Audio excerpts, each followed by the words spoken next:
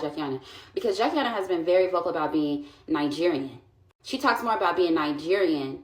What happened to the Black American beauty creators? I've been in the beauty space for a long time now, and lately I've noticed something.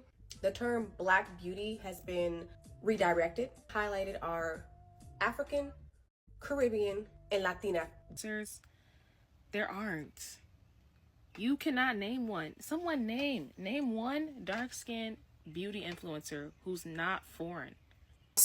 I don't know how they can't hear themselves using white people's talking points to attack other black people. It is that you are questioning how Nigerian she is or what she's vocal about or not vocal about. What happened to the Black American beauty creators? I've been in the beauty space for a long time now, and lately I've noticed something. The term Black beauty has been redirected. When you see campaigns, when you see panels, brand activations, PR, the only Black creators being highlighted are African, Caribbean, and Latina descent. All while this is beautiful for inclusivity and these women are beautiful, powerful, where does that leave girls like me? Yeah, where does that leave content creators like me? I'm Black American, I'm not African, I'm not Caribbean, and I'm not Latina. I'm not Afro anything, just Black. Been here generations deep, born and raised in the US, and I don't see myself represented in the Black beauty space anymore. In a way, I feel like the Black American beauty creators, that space has been erased, but I do feel like Black beauty content creators deserve to be in the space created for them. And I really feel like collectively we should take the space back. I would like to hear your thoughts if you feel the same way or if you've noticed this thing happening. I think it's time to have the conversation. Wow. Because asking to be seen as a Black American beauty content creator is too much now. I've seen a lot of comments like this in my last video. Essentially, Black Americans need to quiet down and let other ethnicities shine because we've had our turn. Let's talk about it. On my last video, when I said, and I really feel like collectively we should take the space back, I want to be clear that I was not talking about taking anything from anyone. What I meant was take it back to a time where Black American beauty content creators were clearly visible and undeniably a part of the conversation, especially here in the US, where this content space essentially began. Before the brand deals, before the curated campaigns, it was Black American women laying down the foundation for what beauty content creation looks like today. So to say we're the smallest, or to say we should try harder to find one another, is not only unhelpful, it's dismissive, and the point is we should not have to try so hard to find each other. Also, I'm not saying others do not deserve to shine. All I'm saying is that we deserve to shine too. Asking for visibility in our own culture, in our own country, shouldn't be so controversial. This isn't about ego. This is about equity. And I'm going to keep speaking up about it. But I'm curious, what does inclusivity mean to you? So apparently Diaspora Wars discourse has reached makeup TikTok. A popular makeup creator whose looks I actually really like made a video basically saying she felt like Black Americans were being excluded from the beauty space and that they need to take it back. She made a few interesting points in that video, one of which was that Black beauty as a concept and the Black beauty influencer space online were both created exclusively by Black Americans. When y'all think of bombshells in Black beauty, who do y'all think of? Because for me, I think of Nia Long, who is Trinidadian, Megan Good, who is half Caribbean. She's Puerto Rican and Bayesian, I think. I think of Jada Pinkett Smith, who is also half Bayesian. In Deja's video, she included a picture of TLC, and Left Eye is half Puerto Rican. Her name is literally Lisa Lopez. If you want to look even further back, Cheryl Lee Ralph, the original Dream Girl, was born and raised in Jamaica. Cicely Tyson, the first Black woman to wear braids on national TV. Both of her parents were born and raised in the Caribbean. Dorothy Dandridge was half Jamaican. Lola Falana was Afro-Cuban. The concept of Black beauty has always been a group project, and a lot of y'all wouldn't know that because contrary to popular belief, we do look alike. Of course, there are a lot of people where you could look at them and immediately tell that they're not African American. There are a lot of people where you would never know. In her video, Deja kept referring referring to the Black influencing space as something that was founded almost exclusively by Black Americans, when even that isn't true. You know, maybe this is a generational gap, but when beauty YouTube was booming for me, at the forefront was Aaliyah J, who is half Jamaican, Ray Ray, who is also half Caribbean, she's half Bayesian, Arnell and Alyssa Ashley, to my knowledge, are Black American. I don't know if they're mixed or not. Bree Hall, who is Jamaican, and Jackie Aina, who is half Black American, half Nigerian. Which brings me to my next point. None of those YouTubers I just mentioned are dark skinned except for Jackie Aina, who appears, at least on camera, because I know that can distort things, to be like milk chocolate brown, so not like a deep dark skin.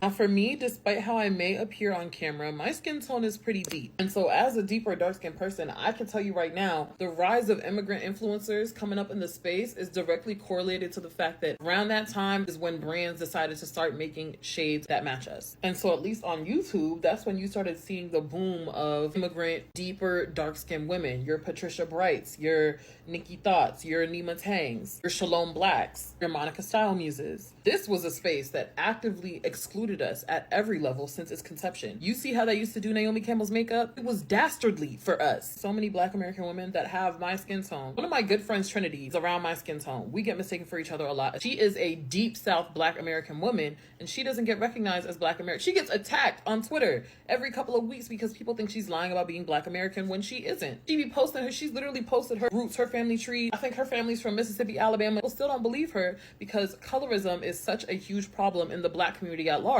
Deja made that video. A lot of people were in her comments, myself included, asking her thoughts on Jackie Aina. And it's made me curious, and I guess some of you can answer this question in the comments, but how do y'all pick which multi-ethnic Black people that are half Black American, half something else? How do y'all pick which ones you claim as Black Americans and which ones you don't? To me, it's looking like it's based on skin tone, no shade. I've seen so many half African, half African American people who were in tune and raised around both cultures be questioned for days on end. They could post all the proof in the world about who they are and how they grew up, and there are people that are still not satisfied or feel represented by them. And so I wonder what that line is. And so that's part of why all this talk of taking the space back has been so confusing for me, because taking it back from who? Everybody has contributed in some way, shape, or form. Of course, there are aspects of Black culture in America that are exclusively Black American and should be gatekept and are sacred, but this simply is not one of them. This is really frustrating to see conversations like this because I love studying cross-diasporic Black history. And so I think of in the 70s how Fela Kuti, a very famous African artist, came to America and was inspired by America and went back to Nigeria and created Afrobeat. I think of Stevie Wonder going to Jamaica and taking inspiration from Jamaican culture and Jamaican music and what Bob Marley was doing there with reggae and incorporating that with his sound. Now, there's absolutely something to be said about how all over the beauty industry in all aspects, Africans and deep dark-skinned Africans at that have been exploited and exoticized. That's not what this conversation was about. The way it was framed literally just opened up the doors for us to disrespect each other, and that's just not okay to me. With that being said, I do wish for more representation for everybody, especially for the deep dark-skinned Black American girl. If anybody has been, without a doubt, excluded from Black beauty scene at every step of the way, it's absolutely them. I hope nobody took this video the wrong way. I don't know how y'all like to tussle whenever Nigerians open our mouths. Whenever I open my mouth, period, really. But yeah, that's my little TED Talk of the day. And this is my look of the day. All the products I used are in the caption. I hope you enjoyed. Bye. Everybody's trying to fry that girl for saying that there's no Black American beauty influencers. There aren't. You cannot name one. Someone name one dark-skinned beauty influencer who's not foreign or half foreign. Black American people are the most represented people in all of the Black diaspora, at least in mainstream media. The most globally famous Black people that you know are African American. African Americans make up like 95% of mainstream Black media, but they're complaining about the 5% that's growing. And that 5% is split between every other country or place in the world that has Black people, when African Americans make up one of the smallest parts of the Black diaspora. I don't know how they can't hear themselves using white people's talking points to attack other Black people. You're fighting for the few seats that we have when we could all just make more seats? Like, call me crazy. We're always saying that black people are not a monolith, but then when our media starts to reflect that,